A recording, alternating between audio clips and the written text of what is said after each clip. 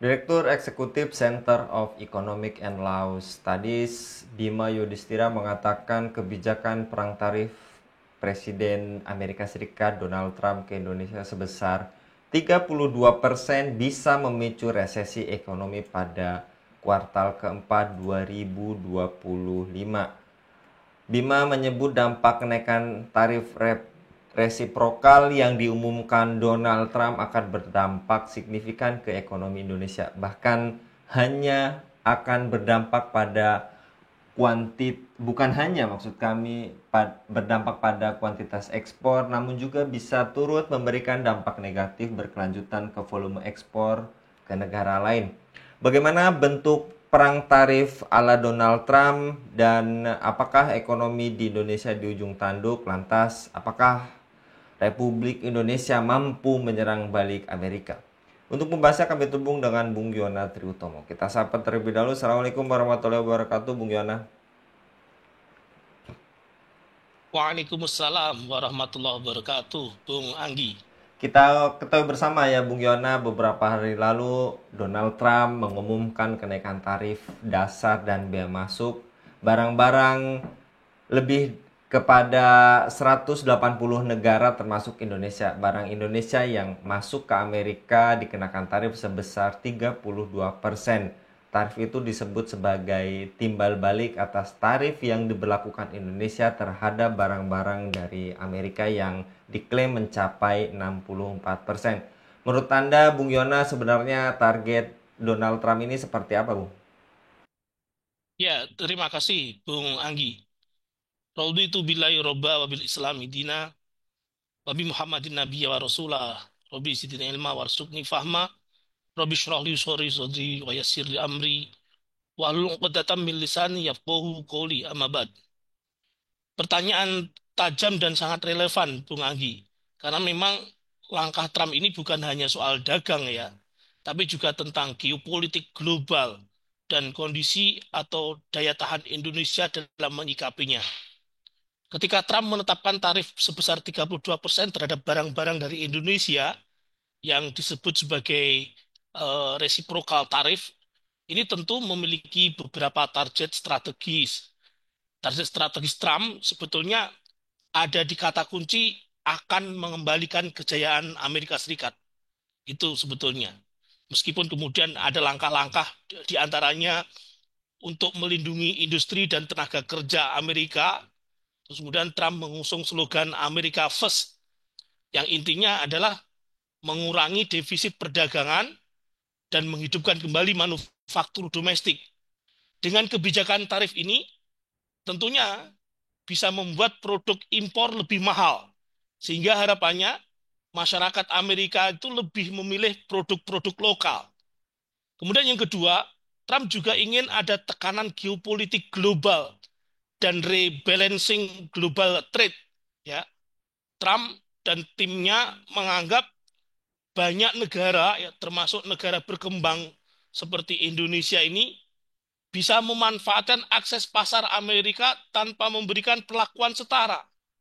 Sehingga dengan kebijakan tarif ini, menurut Trump, ada timbal balik. Ya, dia ingin mengubah arsitektur perdagangan global lebih menguntungkan Amerika Serikat.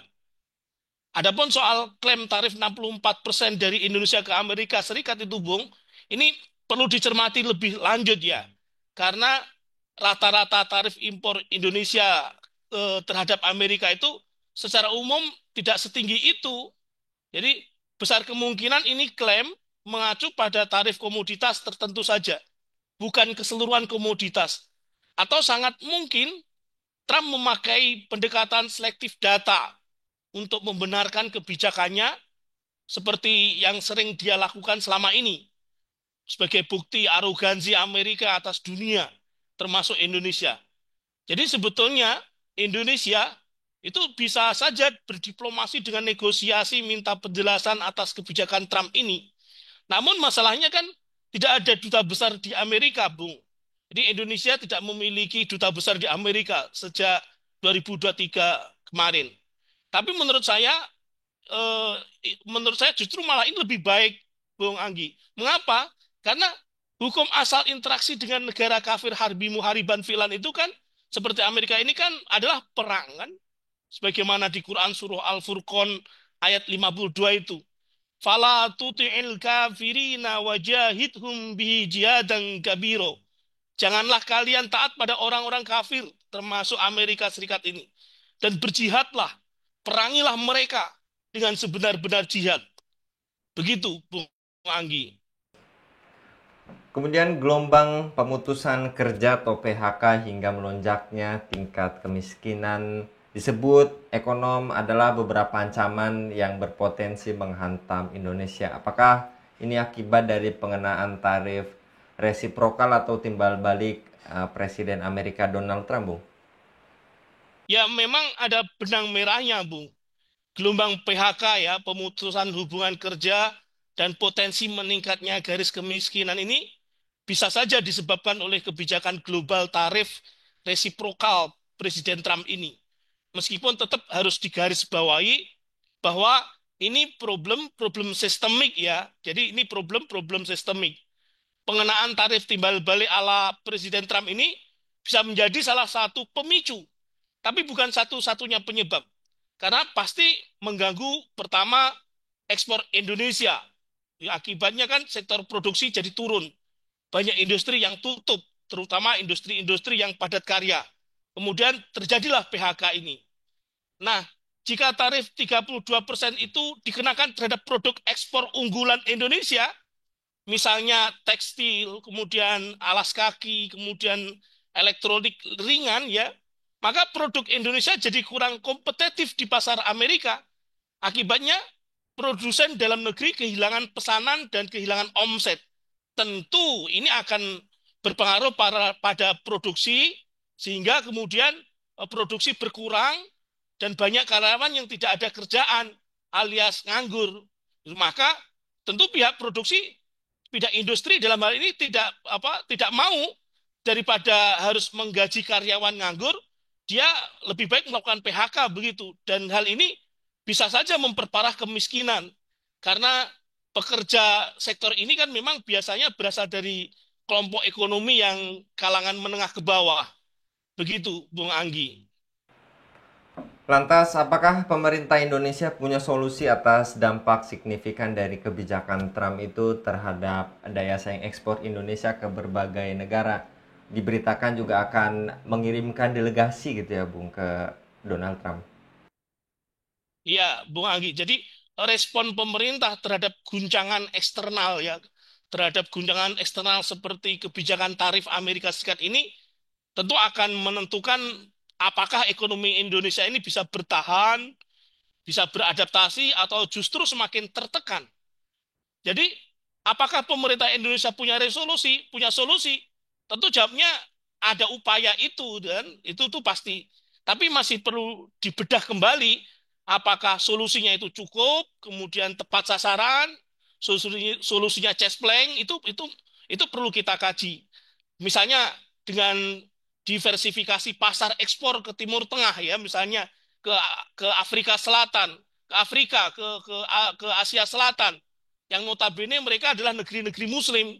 Ya apalagi jika Presiden Prabowo berani menyerukan persatuan yang hakiki dengan mereka untuk mengurangi ketergantungan pada pasar Amerika Serikat dan pasar Cina, ya membuat pasar baru sendiri gitu. Wah ini sangat luar biasa sekali, Bung Agi. Jadi kalau diplomasi sekedar untuk mengutus tim diplomat untuk negosiasi, saya kira itu banyak dilakukan oleh negeri-negeri yang lain yang kena dampak dari kenaikan tarif resiprokal ini. Tapi yang penting bagi Indonesia sebetulnya justru politik luar negeri Indonesia ini harusnya makin kuat dengan menjalankan semangat syariat Islam ya. Ya, jadi tidak sekedar diplomasi ekonomi yang agresif tapi juga membangun kembali jalur negosiasi tarif yang adil itu dengan semangat dakwah dan jihad. Karena mengemban tauhid ya, dengan kalimat la ilaha illallah Muhammad Rasulullah itu. Jadi solusi-solusi yang sifatnya parsial itu ya misalnya seperti Danantara, terus seperti gabung bridge dan hilirisasi, itu hanyalah jebakan kapitalisme saja. Jangan sampai jatuh pada lubang yang sama. Justru harusnya yang diambil adalah solusi hakiki, solusi konkret yang betul-betul cespleng, yaitu dengan kembali kepada Allah Subhanahu Wa Taala. Ini momentum ya, karena memang atas berkat rahmat Allah yang maha kuasa dan dengan didorong oleh keinginan yang luhur, negeri ini itu merdeka. Maka kalau memang kemerdekaan ini perlu kita lanjutkan dengan politik luar negeri yang kuat, maka solusi yang cespleng itu adalah dengan kembali kepada syariat Allah Subhanahu Wa Taala, kembali kepada sangkan paraning dumadi, kepada hakikat penciptaan, tujuan Allah menciptakan kehidupan ini. Begitu, Bung Anggi. Ya, jadi di balik threat atau ancaman ini sebetulnya apakah ada opportunity atau peluang yang bisa dimanfaatkan Indonesia termasuk juga dunia muslim yang bisa menjadi pemenang perang dagang antara Amerika dan Cina ini, lantas bagaimana caranya, Bu? Apakah krisis global perang dagang Amerika versus Cina ini membuka jalan bagi sistem alternatif, termasuk sistem ekonomi Islam, untuk tampil sebagai solusi dan bahkan menjadi pemenang? Ini pertanyaan ini sangat visioner, Bung Anggi. Jadi sangat menarik sekali. Karena memang perang dagang ini bukan hanya soal tarif ya. Sekali lagi, perang dagang ini bukan hanya soal tarif, tapi mencerminkan retaknya tatanan global di seluruh sektor kehidupan. Ya, di sektor ekonomi dengan kapitalismenya yang gagal, di sektor politik dengan demokrasinya yang penuh intrik, di mana kapitalisme dan demokrasi ini dua-duanya adalah anak kembar dari sekulerisme. Bagi negara seperti Indonesia dan negeri-negeri muslim lainnya, tentunya hal ini menjadi peluang yang sangat strategis.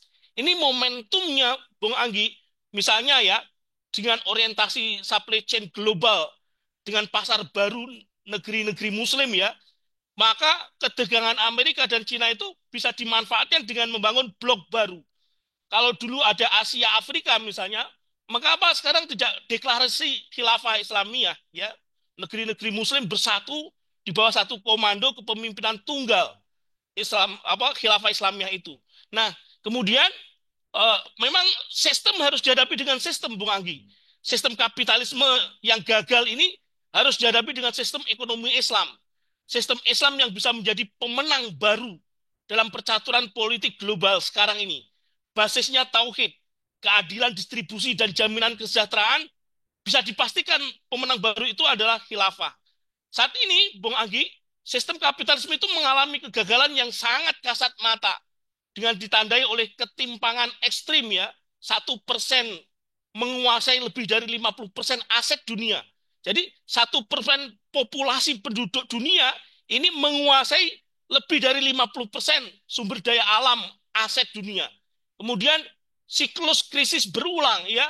Sejak kita ingat dulu tahun 1998, kemudian tahun 2008, pandemi, geopolitik, dan lain-lain, itu sifatnya siklik begitu, krisis berulang-ulang. Kemudian kerusakan lingkungan akibat ekonomi yang rakus terhadap sumber daya, problem gas kaca yang belum terselesaikan juga, dan sebagainya.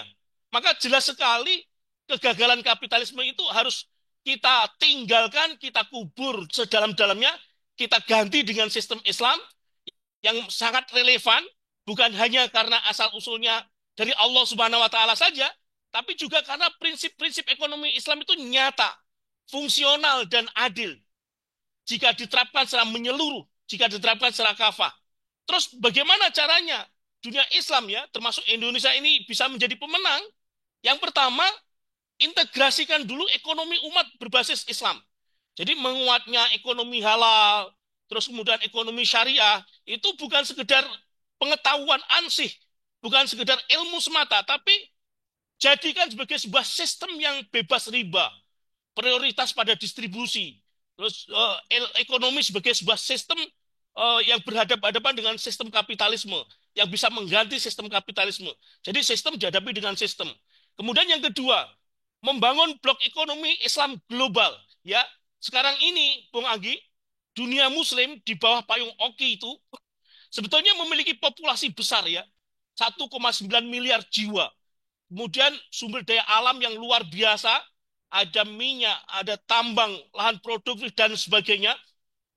Terus pasar dan budaya konsumsi yang sama, yaitu halalan dan toyiban, itu kalau koordinasinya serius ya, bisa membentuk kerjasama perdagangan intra-Islam, mata uang alternatif dinar dan dirham, bahkan dengan sistem pembayaran yang mandiri, misalnya dengan dinar dan dirham digital itu, maka ini menjadi solusi yang betul-betul sangat pamungkas, solusi yang betul-betul cespleng ya, tentu dengan eh, pamungkasnya dengan sistem Islam secara kafah, yaitu syariah dan khilafah.